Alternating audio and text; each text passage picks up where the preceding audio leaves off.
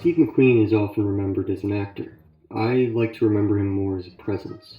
In that sense, he was one of the most magnetic and memorable screen presences in the history of cinema. Steve McQueen was born in Beech Grove, Indiana, on March 24, 1930.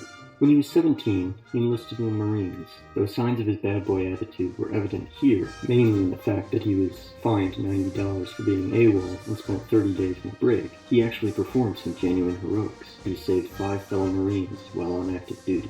Realizing that this wasn't a career for him, in 1950 he left the Marine Corps and turned his sights to acting. His first screen appearance was in 1953's Girl on the Run, but it wasn't until his second film appearance in Paul Newman's Somebody Up There Likes Me that the industry started to take notice. His subsequent film appearances in 1958 were lowbrow but important starring roles. It was his performances in these films, The Blob and The Great St. Louis Bank Robbery, that landed him the starring role in Wanted Dead or Alive, a show which he headlined from 1958 to 1961.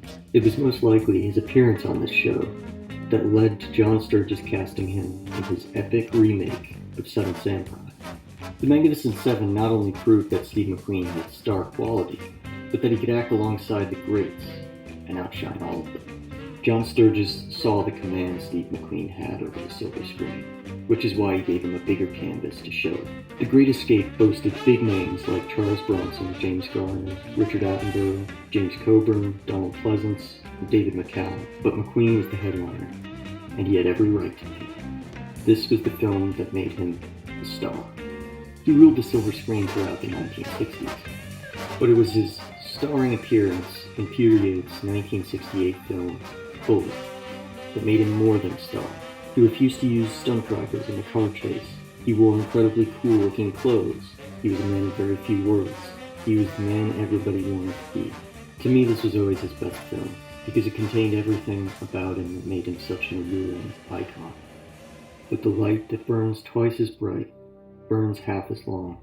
McQueen's last film was The Hunter, released in 1980. He died that year of mesothelioma, likely from dealing with asbestos during his time in the Marine Corps. He was only 50 years old. Steve McQueen has always been one of my role models. He lived his life to the fullest, and even though he didn't live that long, his films show just how well he lived. He was the king of cool.